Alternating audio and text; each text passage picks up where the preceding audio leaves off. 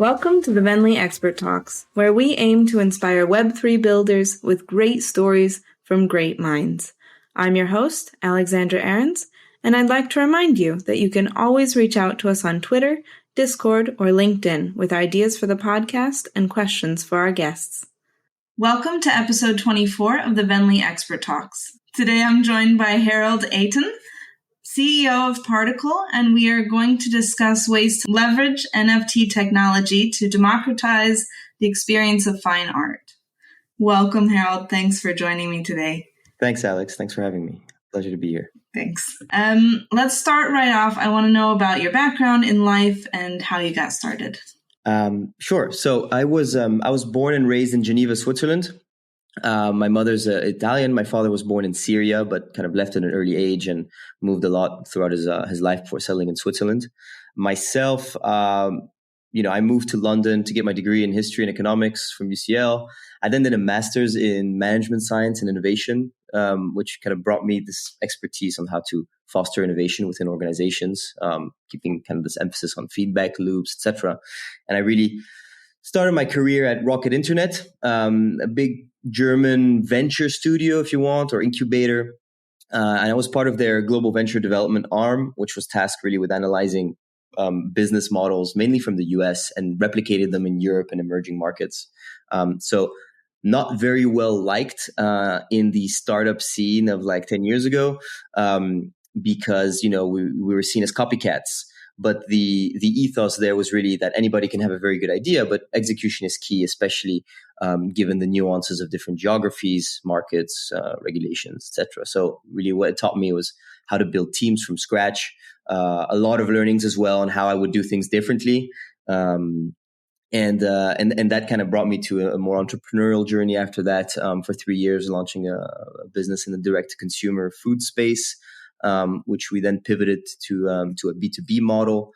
And then I was the first employee at Newman, which is a medtech business in the UK, focused on, improving men's lives via better access to healthcare, specifically for men, because of this gender health gap that exists where men don't kind of seek as much medical, let's say, assistance as women, and that business, grew to a couple 100,000 patients when I left in the middle of last year. It's the leading men's health startup or scale up really in Europe, and it's based on that Hims Roman peer model in the US. So in the same kind of spirit as what I was doing at Rocket, but of course it was necessary to figure out how to adapt that to the UK market and the nuances there. And so it's funny, as I've always had to, and I think a lot of people, right, they leverage kind of a peer model to inspire themselves when they build businesses or these best practices. But in the NFT space, there's really no established peer model or very few. And I think the best practices are currently being devised, but we're still in the infancy of the space. So I think a lot more creativity is required here, and that's new to me. Yeah. Yeah. Okay. So how did you move into the blockchain space? Yes. I was involved passively as a kind of an investor since probably 2016. But this is, like I said, it's my first full-time project in the space. So I was brought on by the founders of Particle, Philip Eytan, who's my brother, who's a founder and chairman of Voyager Digital, the crypto brokerage out in the US, and Oscar Salazar, the former co-founder and CTO of Uber, as well as Loïc Gouzer, who used to run Christie's Contemporary Art, and then Adam and Shingo Levine, this father and son duo that launched Ethos.io. They're the blockchain experts, and they sold their business to Voyager, and that's how that connection came. And that group of people came together and said, we're the perfect kind of team to be able to bring to life this idea of democratizing fine art ownership through NFTs. And I was brought on as kind of, in order to run the business day to day and actually take it from idea to to launch. So my expertise there is really building teams, solving problems, the operations of a business, how to navigate regulation. I think most notable there was really the healthcare regulation that I need to be very conscious of at Newman. Of course, very highly regulated space. You're dealing with people's health and their lives, right? And consumer healthcare has been reinvigorated, I would say, by the coming of new technologies and better access. But regulation, as is often the case, has been slow to react. So knowing where to push the envelope and when to remain cautious is an important balancing act that we had to focus on in making the business the success that it was today. So I think in this crypto NFT space, there really isn't much regulation, and that's very tricky to navigate. There's no clear guidelines on what to no clear guidelines on what you cannot do, and I think that fuels creativity, which is great. But it also means that regulators are going to and currently are coming in and starting to deep dive into certain projects, concepts. But I think the good thing is that they are partnering. Those regulators are partnering with, or will partner with, experts in the space or with those projects that they're looking into themselves to come up with these new guidelines. So, at Particle, we've taken an approach that is one of, I would say, like calculated caution. We're building a business really for the long term, and we're dealing with important cultural artifacts or masterpieces, and we can't really allow ourselves to do something that is irresponsible and that could jeopardize the preservation of this art. So we needed to build something, a structure that will stand the test of time. And I think we found it was a very creative process, this particleization process, which is both a technical one but also a legal one. And I think we found that sweet spot that allows us to achieve that goal. Yeah, we're definitely going to cover that a little bit more in detail. But for now, for anyone that doesn't know what Particle is, maybe you can give us a quick overview of. Yeah. So I would say Particle champions the establishment of a new art curator and collector class and empowers them to collectively shape the future of fine art. How do we do that? It's really by fractionalizing fine art, making it more collectible and more accessible to this wider audience. Each piece, each NFT, we call them particles, grants its owner access to this community-powered museum and a voice basically in the governance of that museum and what is the future of that collection. And we do that leveraging blockchain to onboard more people into the fine art collecting space. So if you want, the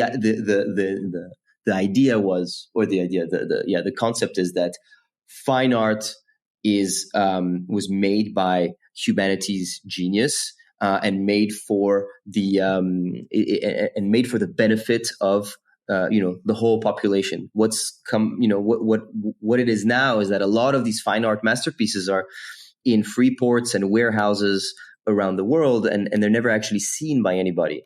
And so they're there probably for investment purposes, for tax reasons, but there's definitely a gap there where there's all this art that's unattainable to a lot of people.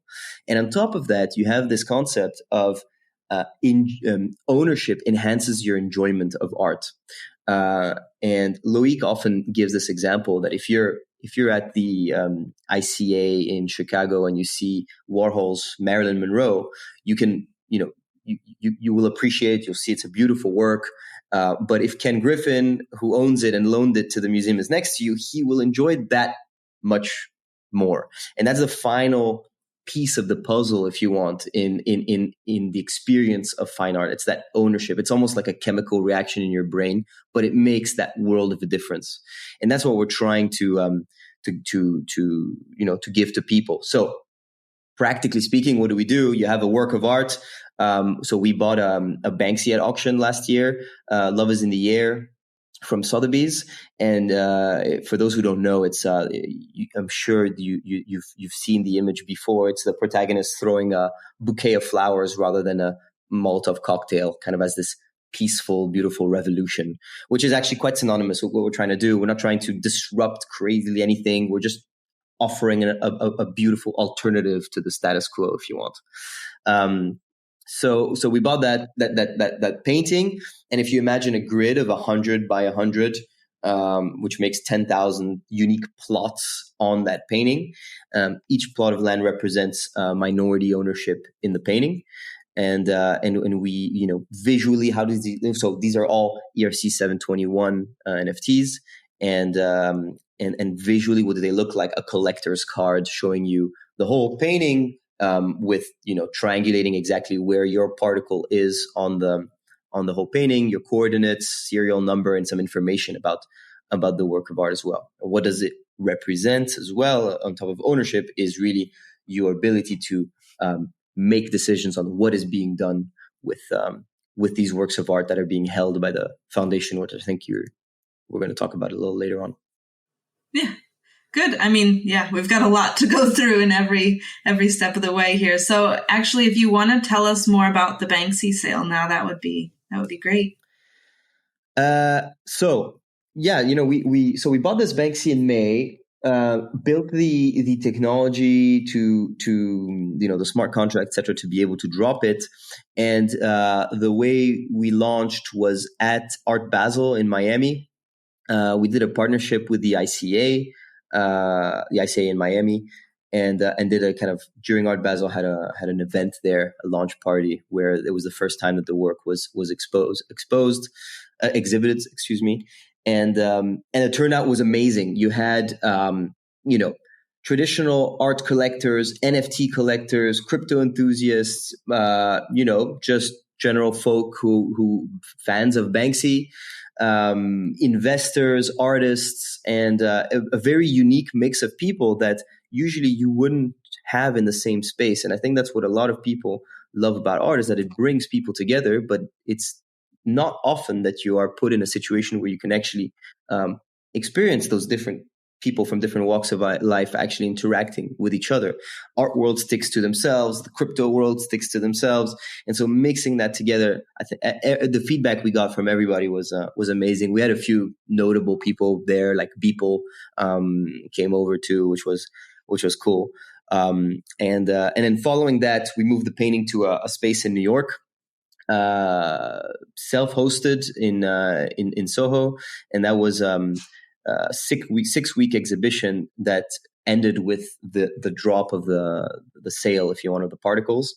And there, it's kind of where we showcased a little bit more about how we want to engage more with, or want to allow people to engage more with the art. So it was a beautiful space, of course. And then we also had kind of these, we had blank walls with a bunch of spray paint cans, and anybody could come and spray paint on the walls and actually kind of create their own art, if you want, within the space. And actually, it's all about spray paint, Banksy, right?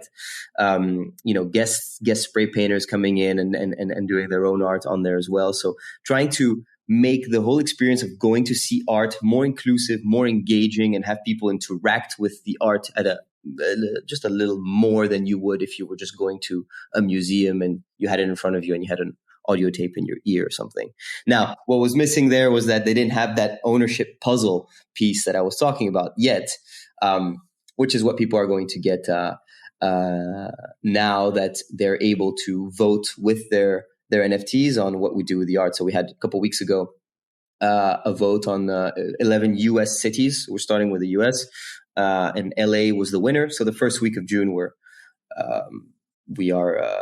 hosting an exhibit at a gallery in LA, and it's going to be a 4 or 5 day, a 4 to 5 day kind of plan with.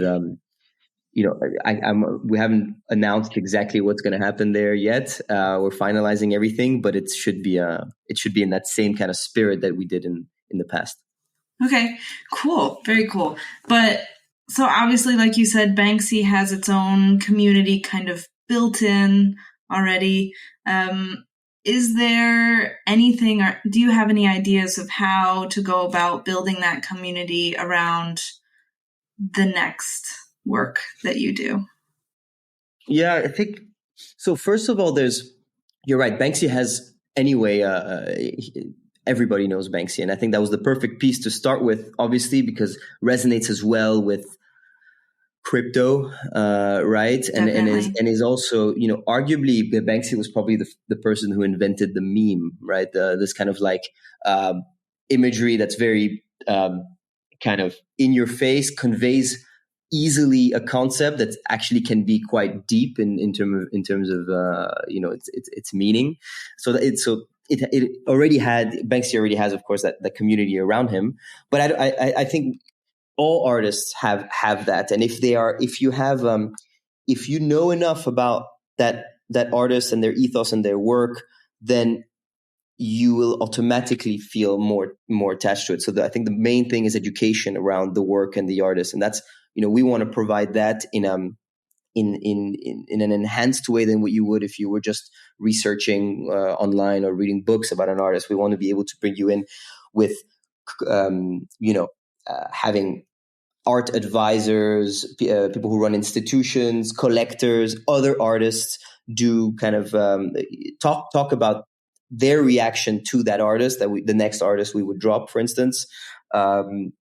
And actually, that's what we're doing in LA, right? In order to further build that community around the Banksy, we're getting 3 or 4 emerging artists, established but emerging artists, to respond to the work and create new work in response to Banksy's Love is in the Air. That way we can, again, kind of like grow that community around and discussion around what does that art mean today? What did it mean when it was created, in 2006, I believe. So I think it's that, and also these physical experiences. I think that's how we will build these communities on these artworks. So being able to translate the concepts that are addressed in the work physically in a way that's going to get people to associate with it at a higher level, and then talk about it and be able to themselves as well bring more people in. And I think, the best thing we could do would be to offer people an experience and knowledge around the art, which allows them to then, with the network effects, talk about it and be excited about the art and get more people interested in that artist and that work of art specifically. So you mentioned with the Banksy sale, obviously lots of events, but you also specifically mentioned with the kind of interactive situation of spray painting on the walls. Is that the sort of thing that you would hope to or plan to do for every additional work in the future? It wouldn't be spray painting if it's not a spray paint. Sure. 100%. Yeah. Okay. Definitely. Very cool. So Particle at this point only has a secondary market, not a primary market on the website itself. Is there a reason behind that? Is that something that'll be changing? So the primary market, if you want, how I define it, is really when we drop a new painting, when we drop new 10,000 particles, or however many it would be. So we have that. It's just right now it's closed because we haven't announced our next painting. We had plans to, right after our drop of Banksy, to launch our own marketplace, which we kind of delayed. It's still in the works, and this year we'll definitely launch it. But for now, we're just leveraging the secondary marketplaces that support Avalanche NFTs. Okay, great. And that definitely leads me right into the next part. So you were actually recommended to come on the Venly Expert Talks by John Nahas of Avalanche and Avalabs. Was there any specific reason that you went with Avalanche? I would say no. A few different reasons. So first of all, we love the team over there. They bought into the vision 100%. They got it when we presented the project to them. Actually, they came to us. It was we could clearly see that there was alignment there, and we had 2 other EVM blockchains that we were speaking to as well, and that synergy wasn't quite there. But also, Avalanche, Loic, so one of the founders of Particle, he's on the board of Oceana, the ocean preservation nonprofit. And for him, building something sustainable in the long term is very important. And Avalanche is kind of one of the more eco-friendly platforms. And any anything they do that may, any carbon they offset any of their carbon emissions as well. So they're carbon neutral. And that was something that was important for Loic. Also, of course, the easy, let's say the more natural route would have been just go on Ethereum. That's where everything is. But being a big fish in a smaller sea allowed us to, of course, leverage that very tight knit community that Avalanche has been able to foster and capitalize on that too. And I think we found a relative success there. Awesome. Very good. So at this point, I'd like to switch more to the general idea of fine art as part of the Web3 space. How do you feel this sort of technology affects the art world all the way from the top to the bottom? Is it a positive change for everyone involved, or maybe not so much for some? That's a good question. Is it? I think ultimately, yes, it is a positive change for everyone involved, right? If you, the thing is that the fine art world is, it's a clique, right? And it's very opaque, very difficult to penetrate, and have thrived on this exclusivity, really, up to now, and I think they probably still will to a certain extent, but for me, everybody would want to have the engagement of a wider audience. Why would you not want that? I mean, from museums to galleries, they're all trying to get more people to come into their institutions and interact with their art. You do that by how do you say? You can do that by adding to the experience that you have when experiencing this art. I think that our way of democratizing that fine art experience and that extra piece of the puzzle, right, is one way of doing it. I think there's probably some other ways as well. On the artist side, working with artists to be able to give them back a percentage of the sales that are done on the secondary market for their art. That's what this tech would allow them to do as well. So on the artist side, it's definitely positive. And really have a forum for people to be able to talk about the art, experience the art in new, unique, innovative ways that you don't have right now. But once again, I understand so we speak to a lot of people in the traditional art world, from galleries to museums to auction houses, artists, gallerists, and you have some that are more cagey about what they're about being able to change their ways, and others that are embracing it. The majority right now are a little reticent because they don't know what is this going to open the doors for. It's difficult to change their minds, but I think that's what we're trying to do, right? And in order to do that, we need to solidify ourselves as being a major player in the traditional art world as well as in the crypto world. So it's kind of a big task. How do you do it in the traditional art world? In this case, well, really, it's being able to, I think, have this world-class collection of art. We start with this Banksy. Now, difficult for us with the Banksy because actually Banksy is not that well received in the traditional art world. He's kind of an anti-establishment. He doesn't work with galleries, doesn't work with museums. So that's a challenge in itself. But as we're going to add major works of art to the collection, it's going to become easier for us, I think, to have a seat at the table in that world, and then change it slowly. Thankfully, we have experts on our team that are already embedded there. So. But the idea is really to do that so that everybody is happy. We don't want to force anything on anyone. I don't think it's necessary. I think it's going to happen organically. Mm-hmm. Good. So you mentioned obviously that this is generally a good thing for artists as they can continue to make money off of their art, and maybe even more than they would have through a gallery or traditional sale. Do you think that will change how artists think about their art and think about creating their art? Perhaps.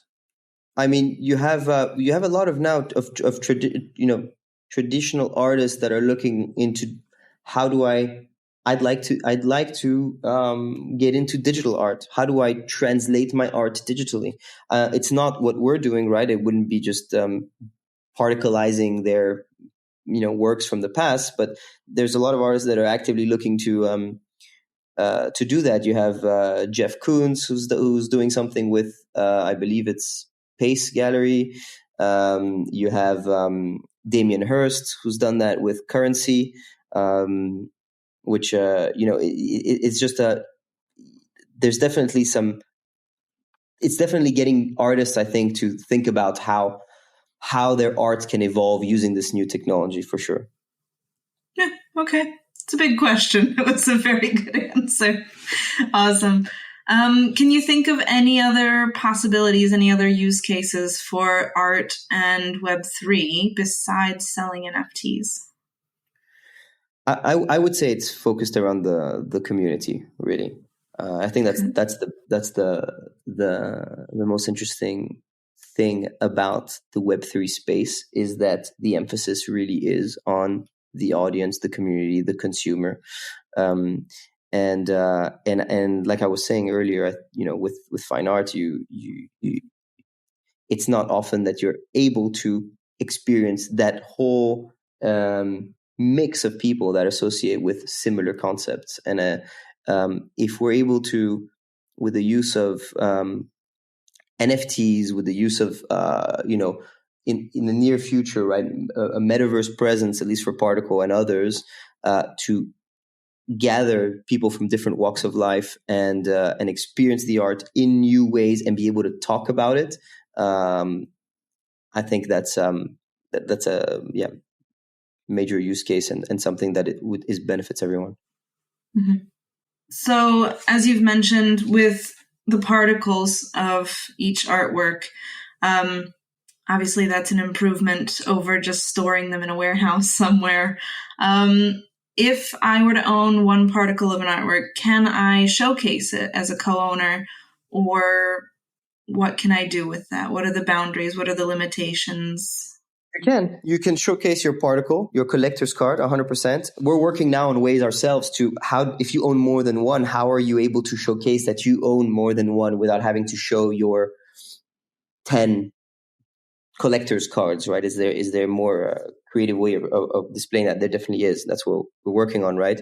But yes, you can absolutely showcase it as being a co-owner of the art. You are the collective of particle holders are the only non-charitable owners of the art.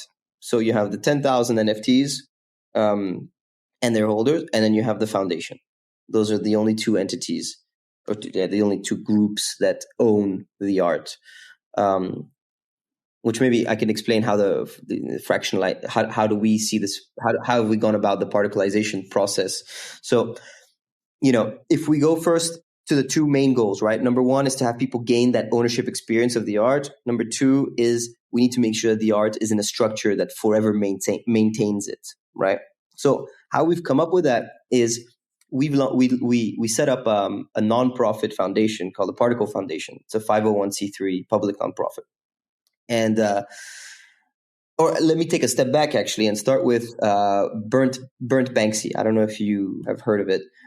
So it's Burnt Banksy. Like last year, this group of people bought a Banksy at a gallery in New York, and they said, you know what, we're gonna put it on the blockchain, and they tokenized it into one NFT, and then they physically actually lit it on fire, the physical one, and they burnt it. And that was because, the value of the art cannot be in two different places. You can't have the NFT and the physical. And so this is we came up with a structure by looking at this and saying, well, this is completely unethical to destroy, cultural piece of culture. So how do we do that?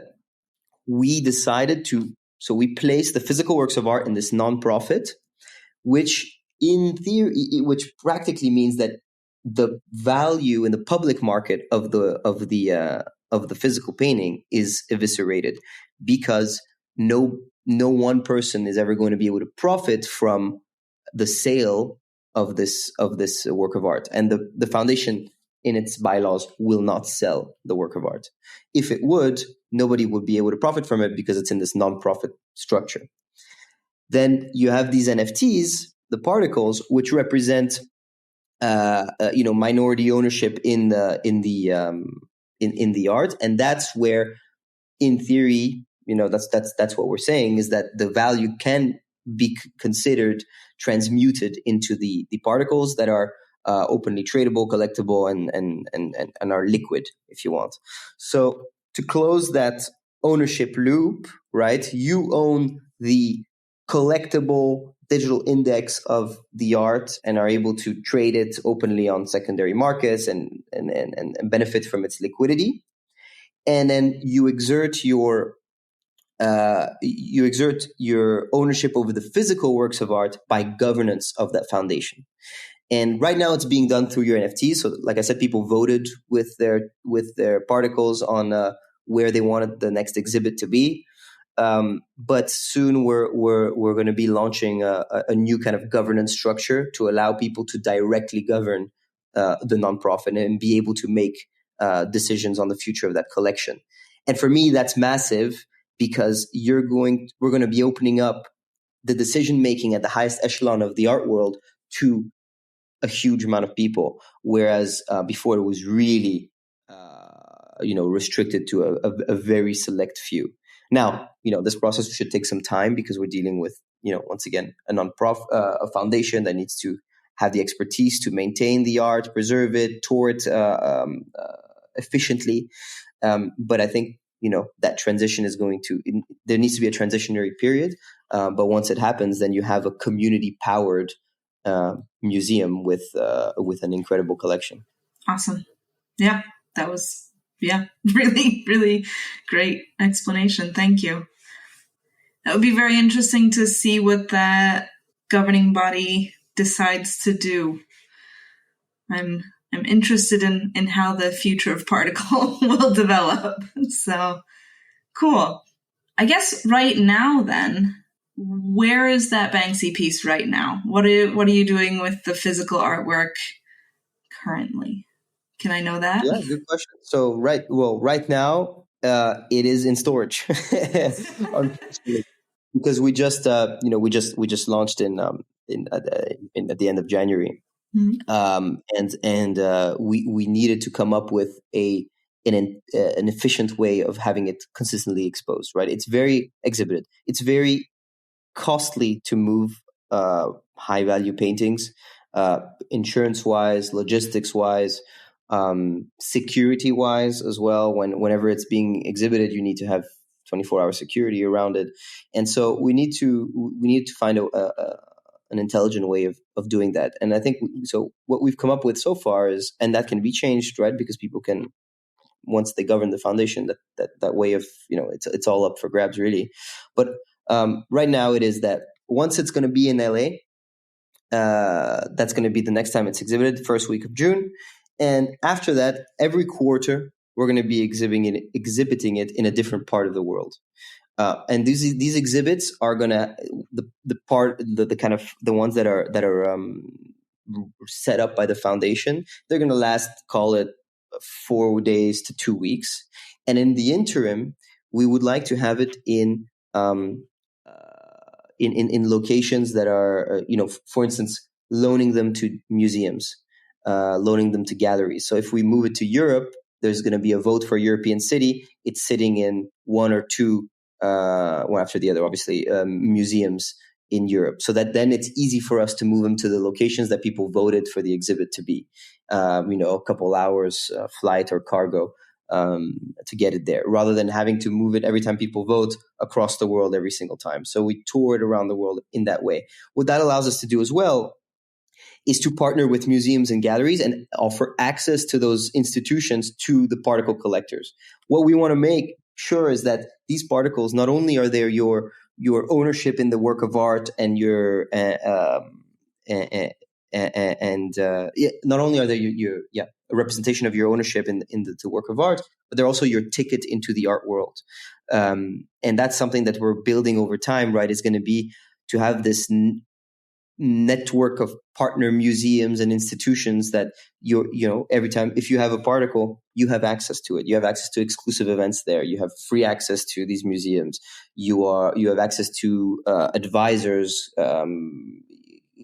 talks and events with collectors and artists and try to make that whole space more inclusive by using the particle, your NFT as your ticket to it.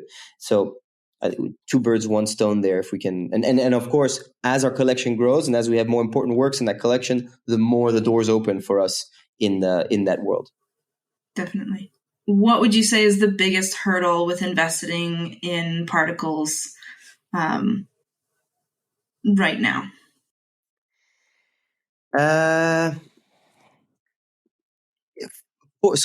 would say for particle itself, for our use case, right?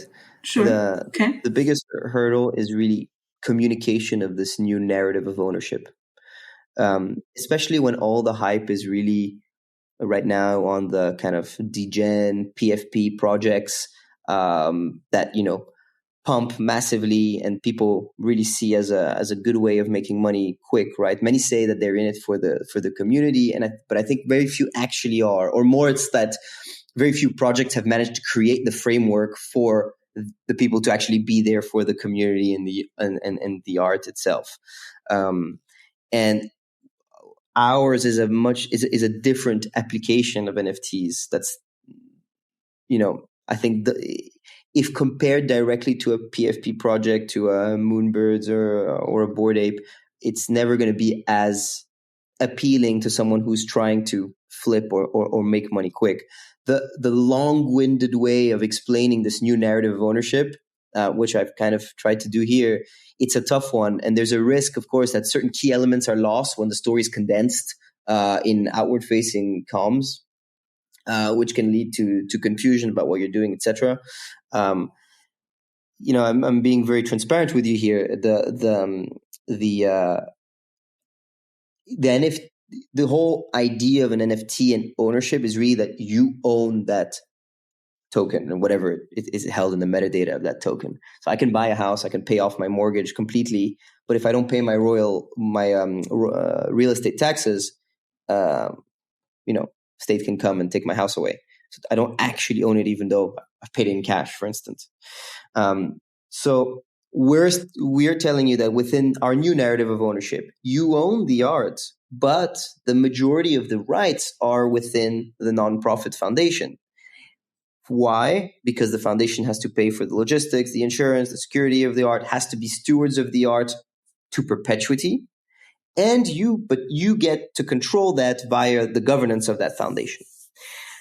So communicating this new narrative of ownership is the biggest hurdle really that I have in kind of this whole kind of particle project. Okay. So just the knowledge, I think it's a communication piece that we need to work on, and obviously we can leverage the community that we have who understand this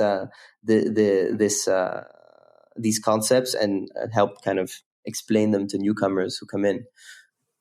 Yeah, definitely. Very good. Taking that into account, do you believe that we will ever get to a point where more fine art, or the most expensive fine art, or whatever it may be, is being sold as NFTs more than not? It's a good question. I don't have the answer to that. I would like to say I don't know. Potentially for traceability, provenance purposes, it'd be a good way of tracking these things.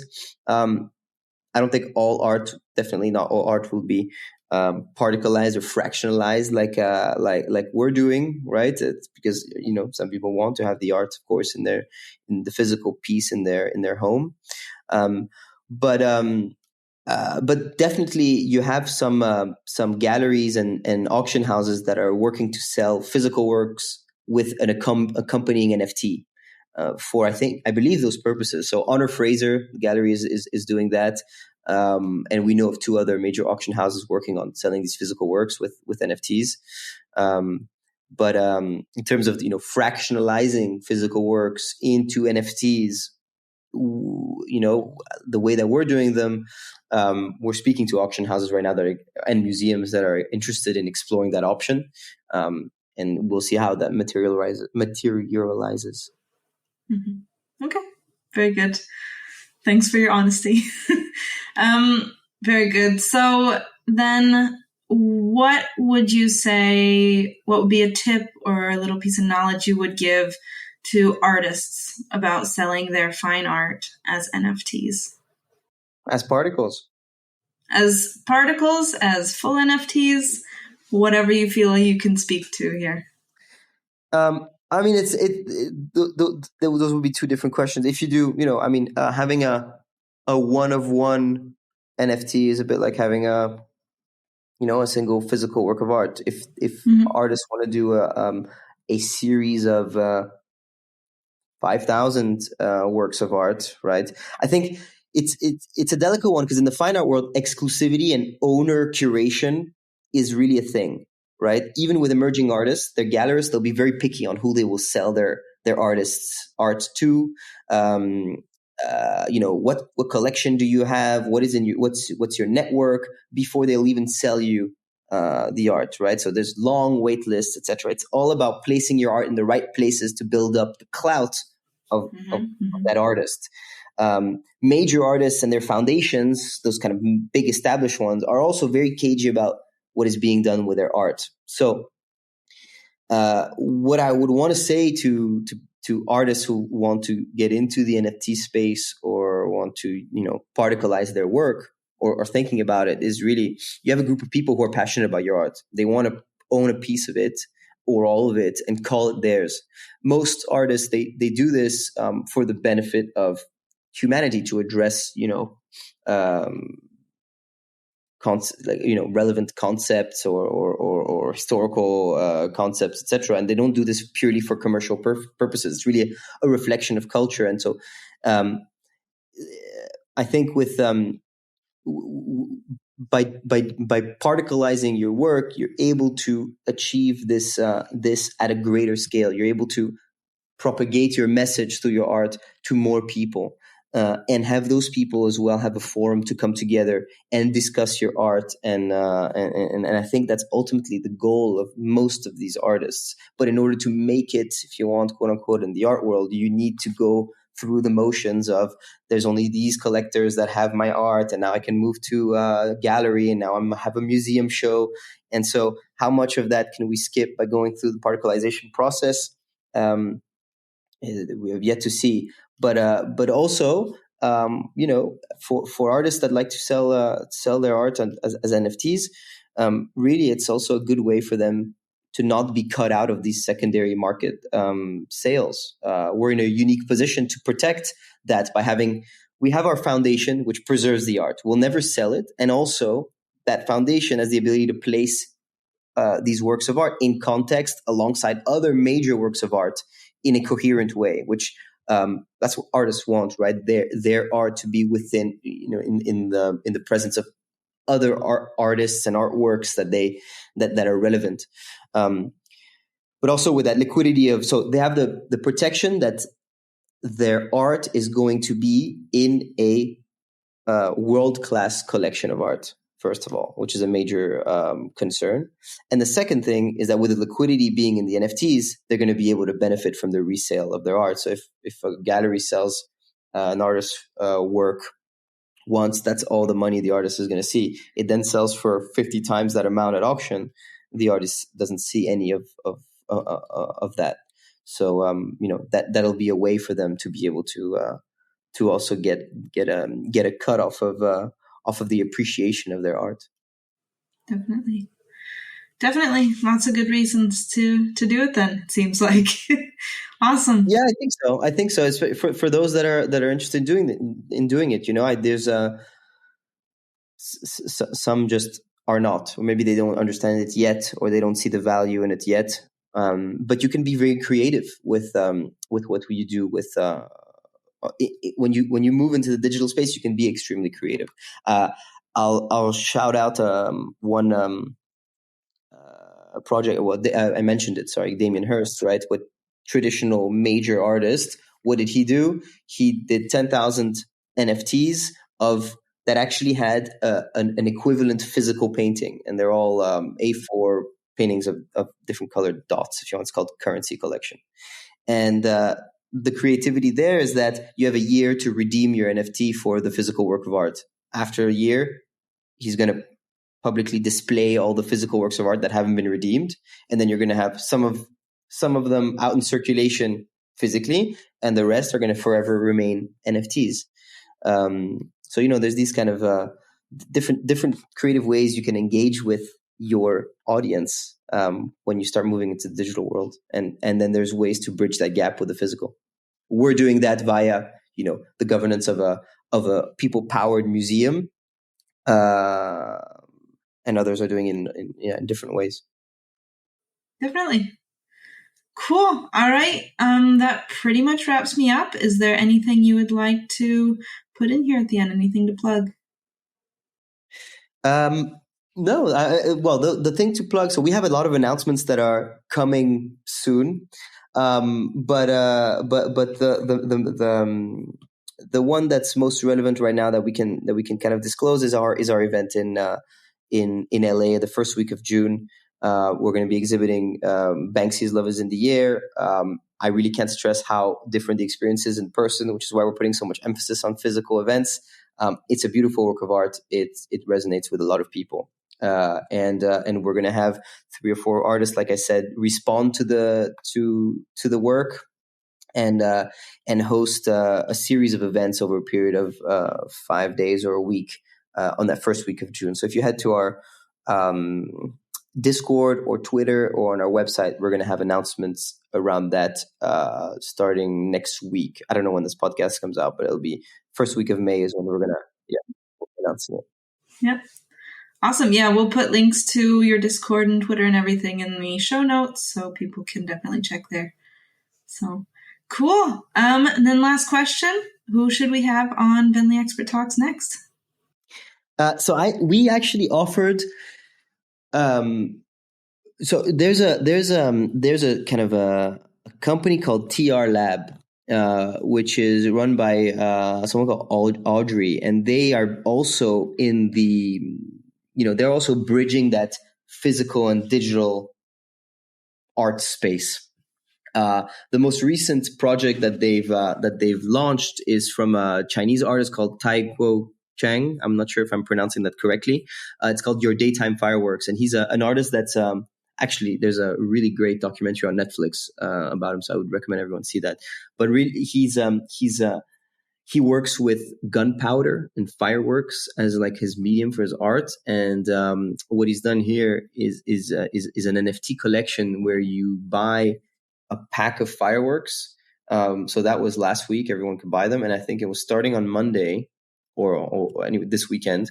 You have 45 days to set off your fireworks, and every day there are different conditions that are offered to you. So, and different cities have different regulations for how how high you can shoot your firework and etc. So for instance, it could be today it's the UK, it's cloudy, it's 2 degrees and it's windy, and you can choose to set up your firework there. And so actually the attributes of your NFT, of your the rarity, if you want, of your NFT is going to depend on when you actually set off your fireworks. So you have an active participation to when that happens, which I thought was really cool. We managed to. They gave us 50 allow-list spots for our community, and that's how I got to know that project. But I would definitely have Audrey on here. She's very knowledgeable and she's great. Wonderful. Yeah, we'll work on that then. Thank you so much for coming and talking to me and taking your time. And yeah, I look forward to, like I said, seeing what Particle does in the future. Yeah,